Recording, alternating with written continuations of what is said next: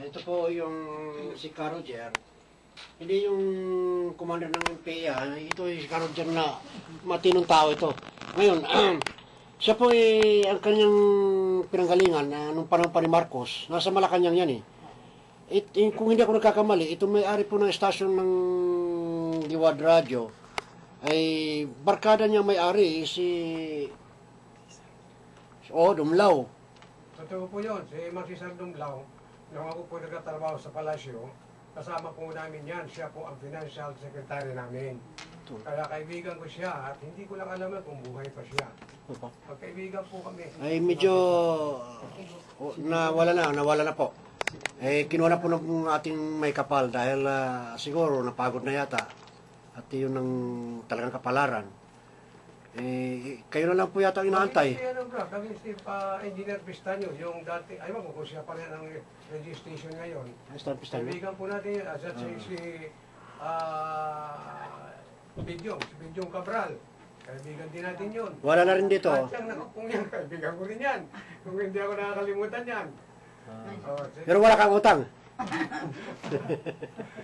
Ako parang di ako makalimutan ng tao, inuutangan ko.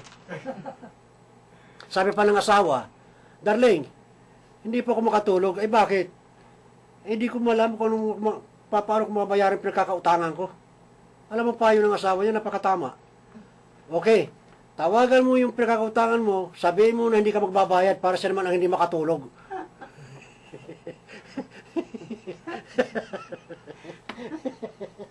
Siyempre, hindi ka makakatulog dahil paano may babalik ang kanyang pera. O kaya, ang oras po natin ay 1:00 ng hapon. Kami po ay magpapatuloy po sa aming programa. Ito po sa punto ng sinasabi na Boses ng Pinoy OFW. Ito po ay bahagi po ito ng programa ni Tita Rem Jacobo. Siya po yung may akda dito sa oras ng 1:00 para sa OFW ng Boses ng Pinoy OFW. Siya po ay nakikinig po sa programang ito. Siya po ay may karamdaman lang po. Ay alang namang siya po ay sumugod. At bahagi po sa kanyang karamdaman ay siya po ay magpapahinga muna sandali. Maaari sa susunod po ay mapapakinggan po ninyo muli ang kanyang boses ng programang Boses ng Pinoy OFW. Okay. Ang sadya po ng ating bisita na si Roger, papapatuloy po natin, ay ipagpapatuloy po yung kanyang dating programa na sasanib po dito sa Boses ng Pinoy dahil mayroon po siyang mga kliyente na yung po kliyente niya ay maaari mga 4-5. So siguro tayo doon magkakaroon na po tayo ng mga patalastas para pagbigyan po natin ang ating hanap buhay. Sige, at ipapatuloy po natin at ay oras po natin ay 2 minuto po nakalipas ng 1:00.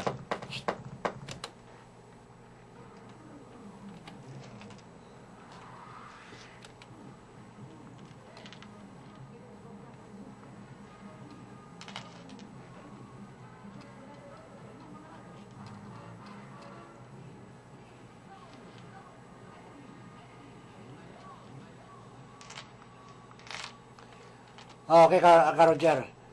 Alam mo, Matt, anong isang araw, aksidente lang itong pagkikita namin eh. Talaga? Duman kasi ako doon sa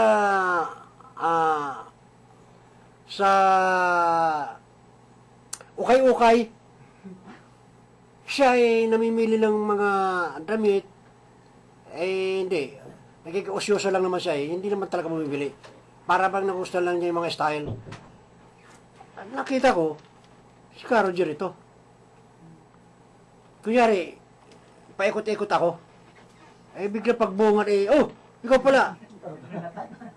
Hindi ko lang masabi.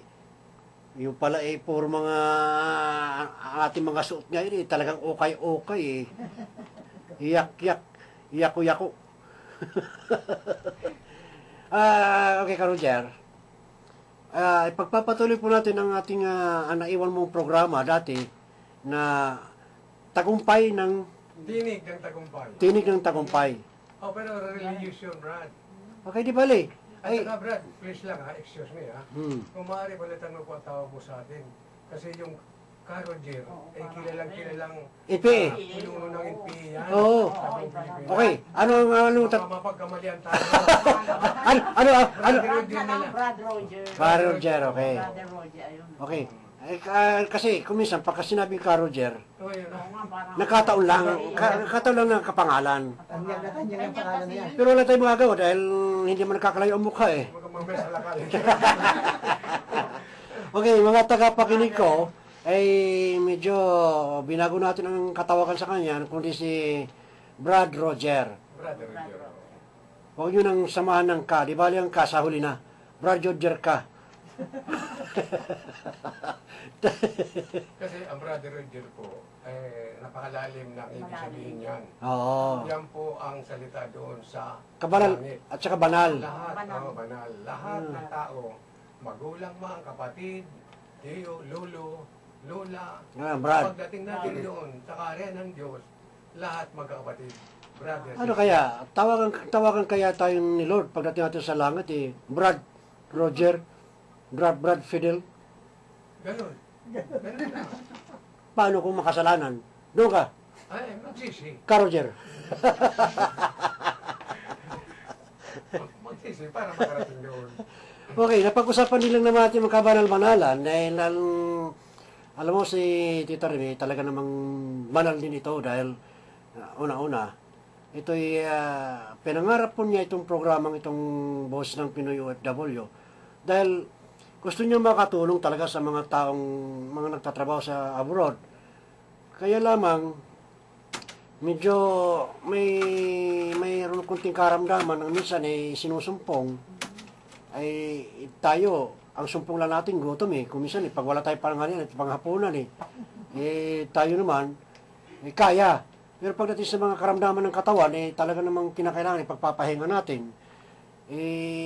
Total mayroon din naman siyang nakasama na pwedeng gumanap sa kanyang programa pansamantala. Dahil itong programang ito, hindi po pwedeng pagpaliban.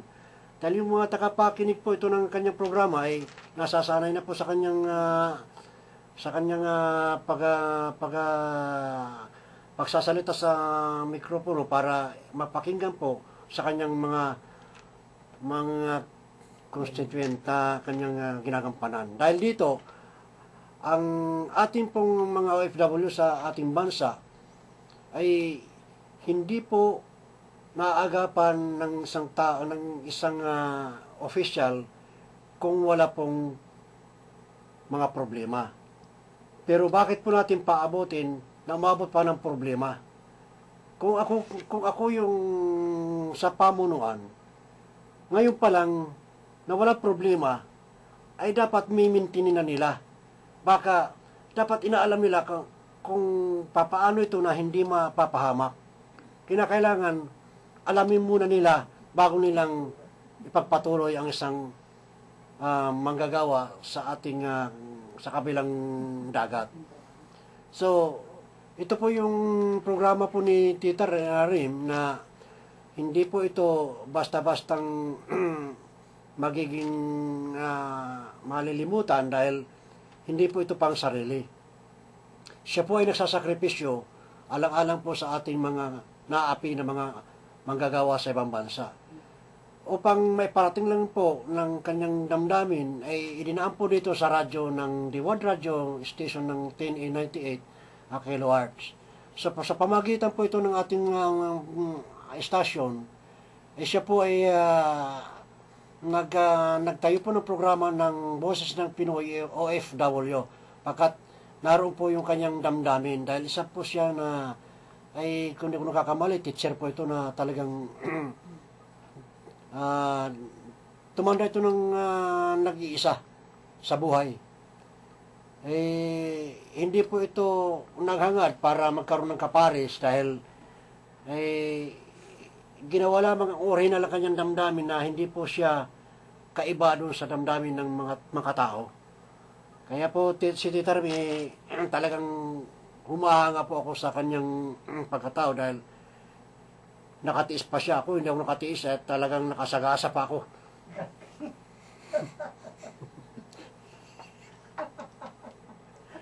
Maliban sa pagkakasagasa, kung minsan napipikot pa yata ako eh.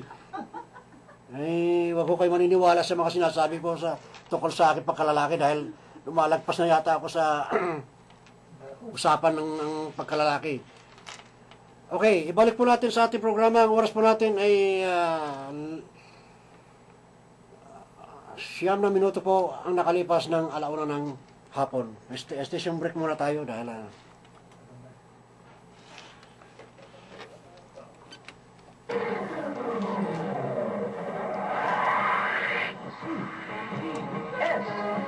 Tagal na si Karoter dito yan. Tandang ko. Gusto ko yan dati.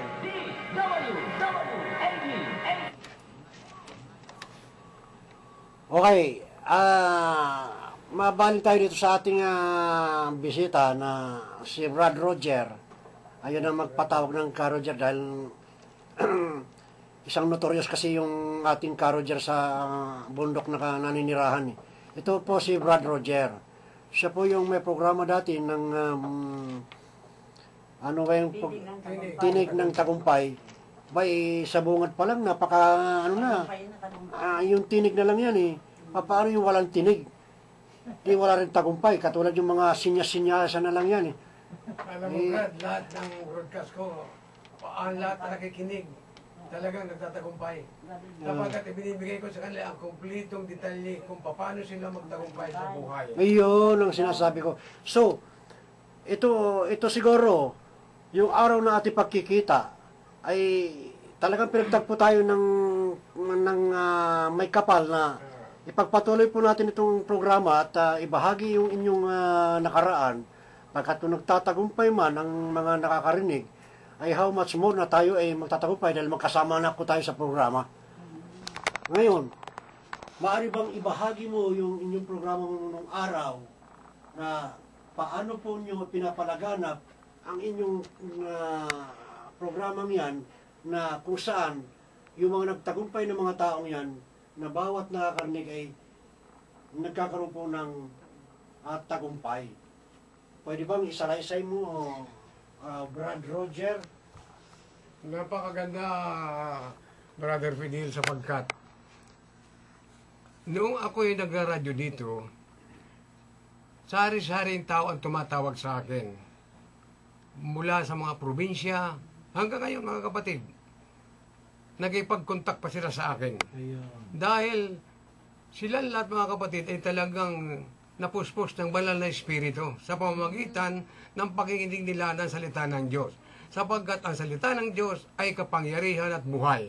Kaya ang sino man nakakinig niyan, kumikilos yung salita ng Diyos. Ayun. Ngunit mga kapatid ko, ang tao kapag walang interes sa pagkikinig ng salita ng Diyos, ang banal na espiritu na tumataan sa kanilang puso ay hindi gumagalaw. Ngayon, ipinaliliwanag natin yan kung paano ang banal na espiritu manahan sa puso ng tao. Kinakailangan po natanggapin nila ang Panginoong Jesucristo bilang Panginoon tagapagligtas sa kanilang buhay at buksan nila ang kanilang puso, papasukin nila ang Espiritu ni Kristo at ang Espiritu ni Kristo ay siyang mag-yield sa Espiritu ng tao upang siyang maghubog unti-unti, dahan-dahan tungo sa buhay ng kabanalan. Okay. Sapagkat mga kapatid ko, kung papansinin natin sa kapaligiran, napakaraming tao ang patay sa paningin ng Diyos. Bagamat sila ay mga buhay, pero sa paningin ng Diyos sila ay patay. Bakit? Hindi po nila naunawaan ang salita ng Diyos. Marami pong mga pantas na tao itong nagbabasa ng salita ng Diyos. Hindi nila maintindihan ang Biblia. Bakit? Wala po sa kanila ang nagpapaintindi na walang iba kundi ang Espiritu ng Diyos. Without the Spirit of Christ in the heart of man, he can never understand the Word of God. Kaya mga kapatid ko, kapag naintindihan nila ang salita ng Diyos, tuloy yan, unti-unti, inuhubog sila sa kabanalan, tumatalikod na sila sa gawaing makasanlibutan. At patuloy silang naglilingkod. Hanggang ngayon, mga kapatid ko, ito po ang bunga ng broadcast na ito dito sa DWED. Kaya nagpapasalamat ako nung ako'y narito. Palagi kong ipananalangin itong mga